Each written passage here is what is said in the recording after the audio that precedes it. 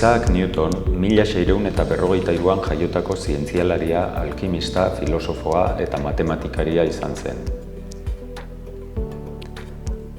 Inoizko zientzialari hoberenetarikotzat jotzen dugu gaur egun. Paragrafo berria.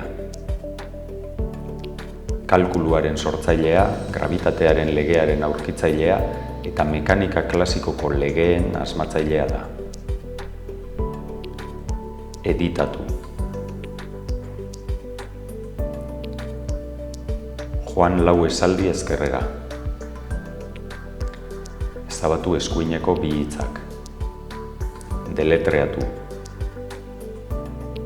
Iruña maiuskula, Santurtzi, Araba, Cáceres, Utxunea, Nafarroa maiuskula, Euskara, V bikoitza, Tafalla, Ondarroa, Nafarroa, Utxunea.